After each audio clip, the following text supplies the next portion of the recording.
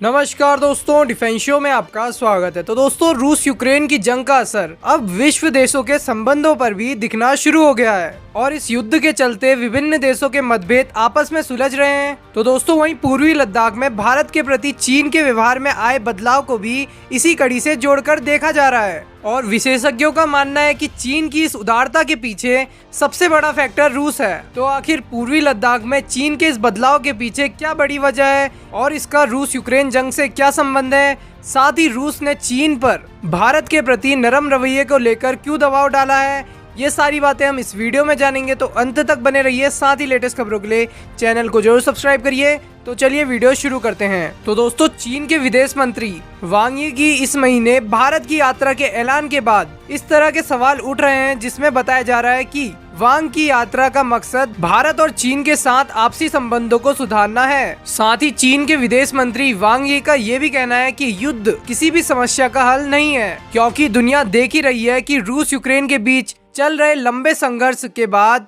अभी तक उस समस्या का कोई स्थायी समाधान नहीं निकल सका है। तो दोस्तों, जिस तरीके की स्थिति अफगानिस्तान में अमेरिका की थी, वैसे ही हालात यूक्रेन में रूस के लिए पैदा होते जा रहे हैं। वैसे तो रूस एक महाशक्ति है, मगर दोस्तों उसके बावजूद भी रूसी सेना करीब 4 सप्ताह से यूक्रेनी सेना से जूझ रही है और इसे देखकर तो ऐसा ही लगता है कि भारत और चीन को मिलकर LAC में बने हुए तनाव को सुलझा लेना चाहिए। तो चलिए दोस्तों, मैं आपको बता देता हूँ कि LAC में चीन के कमजोर पड़ने के क्या क्या कारण हो सकते हैं। तो दोस्तों, भारत के साथ अनावश्यक सीमा विवाद और जंग की धमकी देने वाले शी जिनपिंग को ये बात तो समझ ही आ गई है कि सीमा विवाद का हल भारत के साथ जंग लड़कर नहीं किया जा सकता, खासकर तब जबकि भारत एक परमाणु संपन्न राष्ट्र है और भारत की रूस के साथ एक गहरी दोस्ती बरकरार है। और दोस्तों, इसका एक अन्य प्रमुख कारण ये भी है कि हाल ही में पाकिस्तानी सीमा में भारतीय मिसाइल मिसफायर हो गई थी और रूस यूक्रेन युद्ध के बीच में भारत के इस रुख को देखते हुए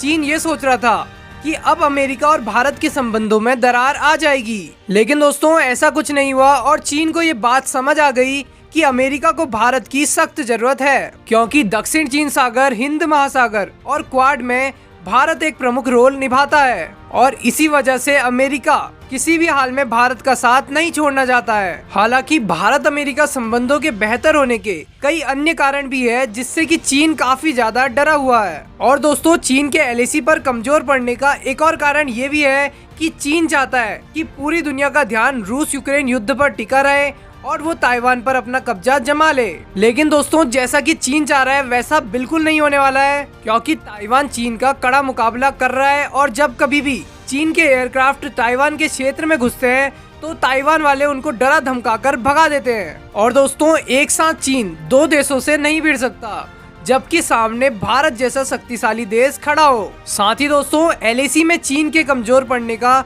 मुझे एक और कारण ये नजर आता है कि LAC पर अगर तनाव बढ़ता है और युद्ध जैसी स्थिति हो जाती है तो रूस खुलकर भारत का सपोर्ट करेगा और चीन के साथ युद्ध लड़ेगा, क्योंकि दोस्तों चीन ने यूक्रेन युद्ध में रूस को बड़ा धोखा दिया है और रूस अपना सारा बदला चीन के साथ युद्ध लड़कर निकाल देगा।